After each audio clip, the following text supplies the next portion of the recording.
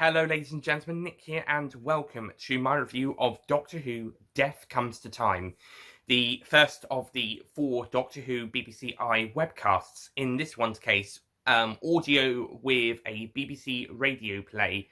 The next 2, Real Time and the 2003 Sharda, will be done with audio from Big Finish Productions, and the final one will be a completely in-house one with, animated by Cosgrove Hall, but with brand new dialogue exclusive to that story, and that is of course Scream of the Shouker. So, Death Comes to Time, Real Time's next. Death Comes to Time. Oh my god, what the hell is this story? I kind of struggled with it on the first viewing. I kind of struggled watching it, I kind of struggled paying attention, and I was paying attention, but I kind of struggled to follow the story. It's not even that much easier to follow on a rewatch, to be honest. Real Time is, but not Death Comes to Time. I watched this one and Real Time twice because I had not seen them before, so I was checking them out for the first time here, and then rewatched them for second opinions. Like every single review on this channel will be at least two versions, which I'm going to rewatch the 2003 Sharda for its review. But what was this story? Okay, Death Comes to Time seems to be taking place in another universe, and the Big Finish audio Zagreus kind of implies that, apparently. But this story seems to be taking a lot of levity with the Doctor Who canon. So you've got this whole new Time Lord lore coming into the whole situation with a code and powers and training. It's kind of a bit strange.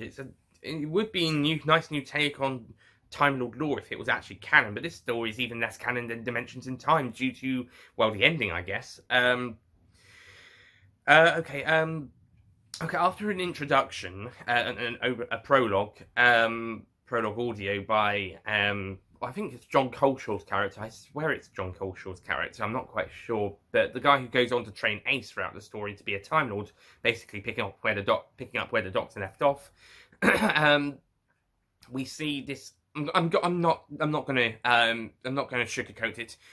This cunt, General Tanis, and his cunt army are attacking this planet. They kill this commander in a ship that's protecting it. It's played by Jacqueline Pearce, who played Cassini in The Two Doctors. Don't worry, she's going to get a much bigger audio role in Big Finish in about a decade and a half's time. See the War Doctor and the first 1 or 2 Eighth Doctor Time War box sets. Plus, anytime she's in the Blake 7 ones. But anyway, they arrive on the planet and they attempt to take the government hostage, with Senator Starler, becoming the it's kind of the new leader, in the case of an invasion after the president's assassination.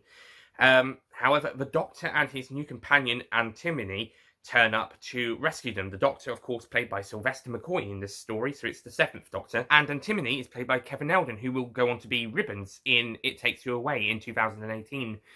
And so they rescue the government, and the soldier is shot because he pretty much told the truth. The guy doesn't believe, the pilot, I believe it is, doesn't believe him. Meanwhile, this other guy, I believe it's John Coleshaw's character. His character began with Seba. I can't remember it, and I'm probably going to get it wrong if I try. He rescues Ace from Tanis's army. I don't know why she's there in the first place. How did she get there? Was there a story before this that explains this? Because I don't think there was.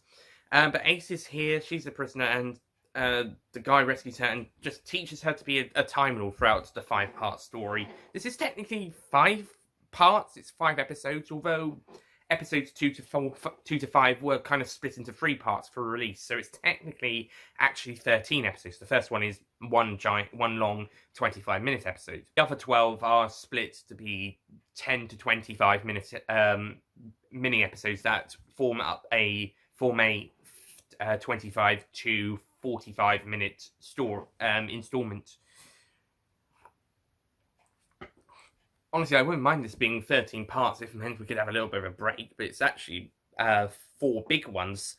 5 big ones. Anyway, so Ace is rescued by this guy, and he goes on to teach her to be a Time Lord. And throughout the story, we cut back and forth between them doing training until it kind of comes full circle at the very end. Maybe more on that later. In the meantime, the Doctor and Antimony drop off the people, the government in the little hideout area for them to do a gunrunner attacks, whilst they go and answer a call by the Minister of Callus, played by Stephen Fry, in this audio. And the Doctor and the Ministers decide to exchange investigations, as the Doctor needs to go and investigate the death of 2 Time Lords, whilst the Minister goes off to help the people on the senators and the government, and basically, I'll just call them the rebels now, because they're kind of the rebels. He'll go off to help Starla and the rebels. And it's around that point where we start to split the story into 3 stories that we follow. We're following the Doctor and Antimony, then we follow the Minister of Callus, and then we're following Ace in her training. And it doesn't get too difficult to follow, but at the end of part 3, part 4, maybe a bit of part 5, it will focus on one side of that story, one of those stories, and then it will just keep cutting back and forth between one and another of those stories, and it won't do it like a couple of minutes with one bit and then cuts to another bit at somewhere else, like classic Doctor Who did. It kept cutting between locations for different scenes every other couple of minutes. No, I mean every other couple of seconds it keeps cutting back and forth. And it'll do something for about a minute, and then it'll cut back to the other thing, then it'll come back to the other one, and so on. The opening of part 4 is the worst case example. We're following the Minister and Starla in the forest after escaping the baddies after doing some trickery over there. It was a part of the plan whilst Ace and her is doing some training, and it keeps just cutting back and forth.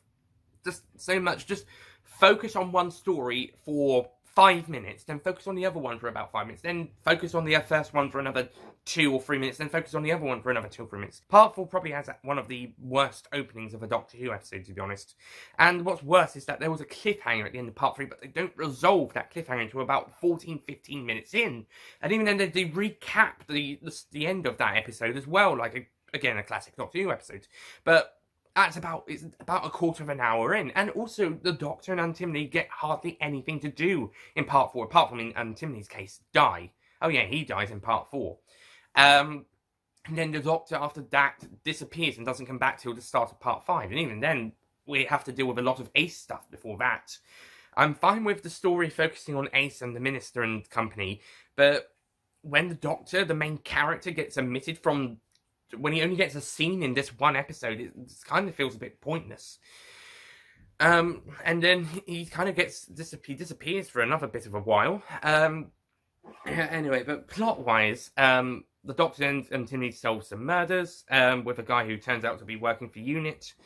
Then they go and see the guy in charge of the planet where Tanis was working with, and rescue his son from Tanis as kind of a threat. Well, Tanis was using it as a kind of a means to an end. Do this or your son gets hurt. Then Tanis turns up and kills Antimony. I actually consider Tanis to be a pretty good villain, to be honest. He's actually quite a good villain. And I also think his pilot's okay. I really hate that cleansing-obsessed, poshy schoolboy general, not general, but captain or leader or whatever, commander, whatever he was, in part 3. He just... super British in my voice, and so upper schoolboy, and I absolutely abhor any piece of dirtiness or out of placement. I like my cleansy stuff. It's not like that, but you get what I mean. It's so stereotypically British. Oh, God's sake, I'm glad he dies. Oh, and the character was a prick. I hate that character. Oh, he's not even a good villain. Tanis is a good villain despite being a cunt, and so's the pilot, but not that fucker. His second in command is alright, I guess. I mean, I like listening to him more, probably because the voice was more tolerable. Anyway, Tanis kills Antimony, and then he goes off to attack a prison camp on the planet, and also ends up killing Starla, which causes the minister to pretty much go off the deep end, go off the rails, go into the deep end, and pretty much massacre. I think it's a massacre of the ships, and runs off to have a bit of a cry on a mountain. The Doctor realizes that these black hole problems that he had in part 2 kind of were due to the minister going haywire. He also learns that Tanis is a Time Lord, and that he needs to stop Bo. He confronts the minister and revokes him of his TARDIS privileges. He can do that. Time Lords can do that. And then he goes off and kills Tanis, with help from Ace and Unit. And the Doctor dies in part 5. He dies. And yeah. Well, now we know it's not canon, because this ending it's pretty much ignoring the TV movie. It's ignoring that, but of course the TV movie, say what you like about it, it's canon. It's 100% canon.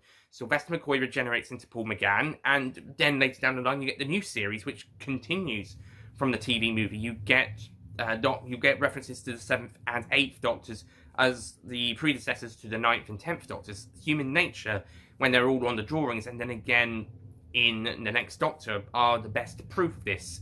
In the Russell T Davies era.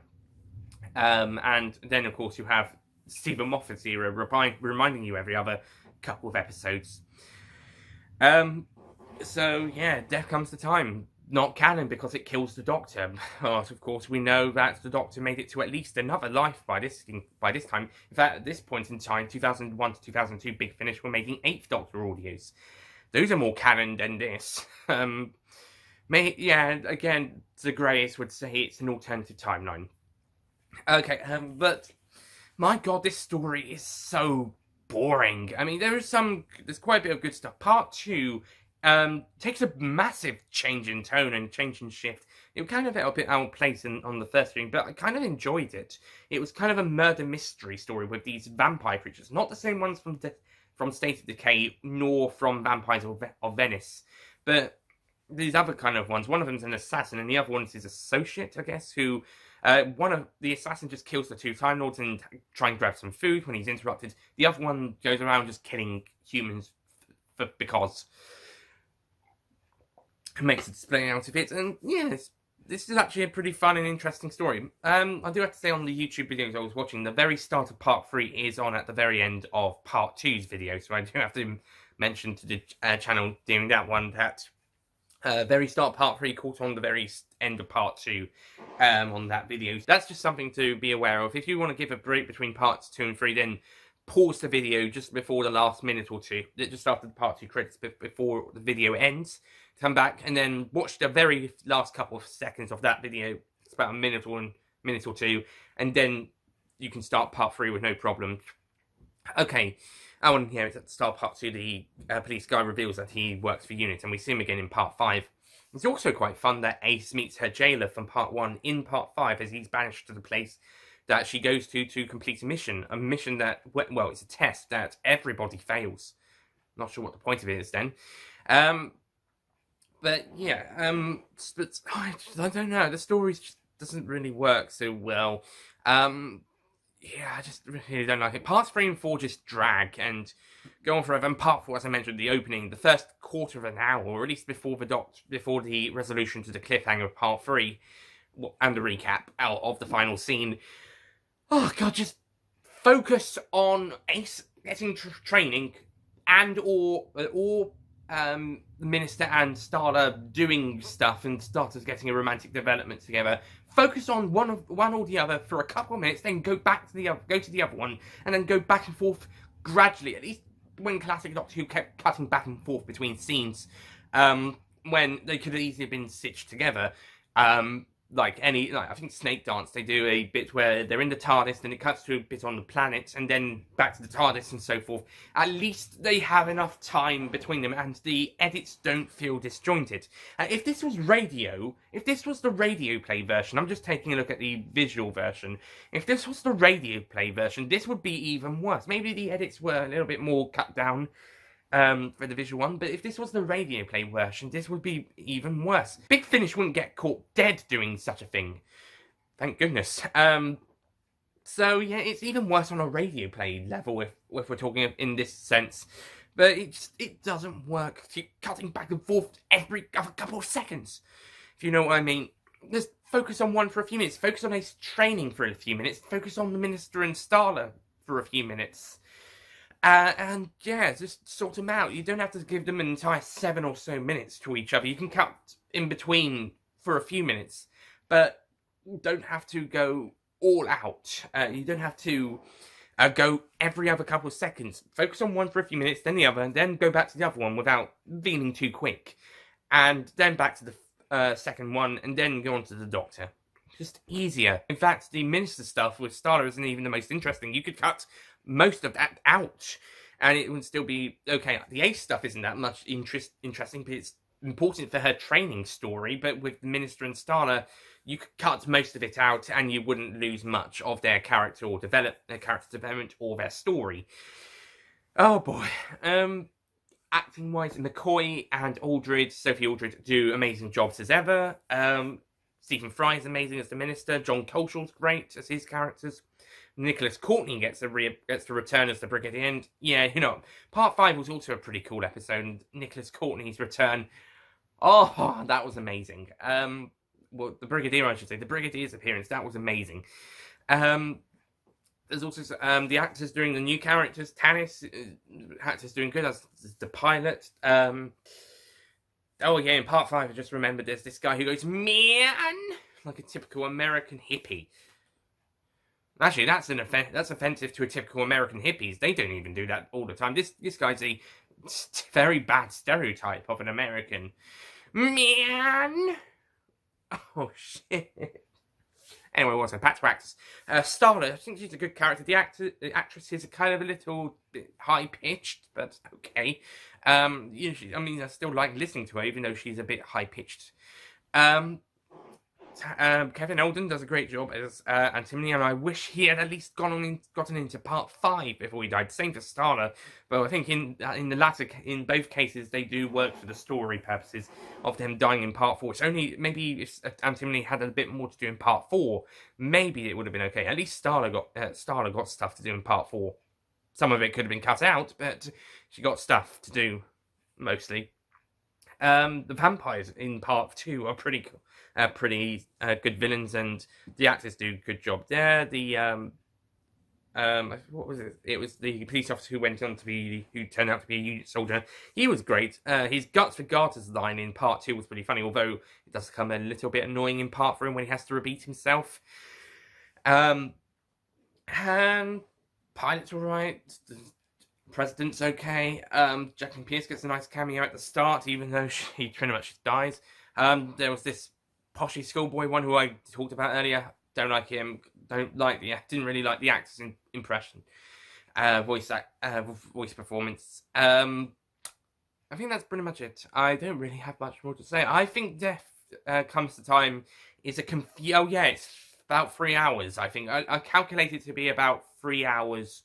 Might be a little bit less than 3 hours, but I think it's just under 3 hours. You could try calculating it, but you've got to know for the minutes and times. So I went by minutes, rounded up to the full minutes, and maybe take out a couple of seconds. It might be just under 3 hours, but my roundup went to 3 hours and 1 minute. So yeah, this is about a roughly 3 hour, or nearly 3 hour story, and oh bloody hell, it's so long. So yeah, I think it could have been a bit shorter. But anyway, Death Comes to Time. I think this is a pretty weak story, but with some notably good moments and some really good stuff going on. Some great acting. The artwork looks nice, but yeah, I don't think they need. I don't think it works how it is here. It's just pictures, and it's just pretty pictures. Some of them are in the wrong place during the audio, and the same goes for real time. Okay, I'm just gonna wrap up because I'm just gonna stop now because I'm getting fed up with this one. Death Comes to Time, I'm going to give this story I was going to give it a 6, I was thinking about it, but I'm going to give it a 5 because, yeah, I'm not really a fan of it. So I give Death Comes to Time a 5 out of 10.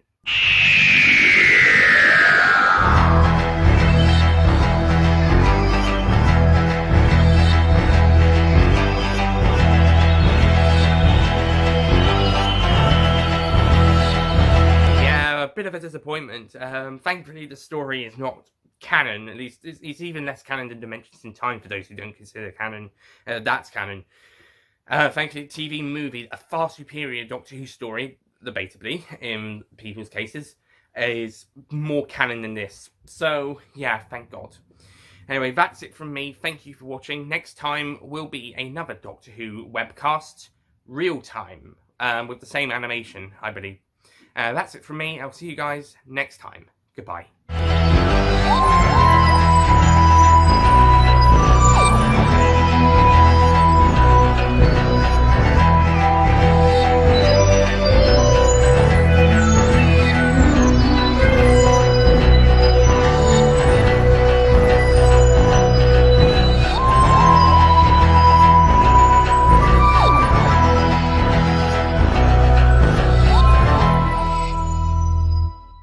Don't forget to click below to subscribe to the official Nicholas Payne Retro YouTube channel.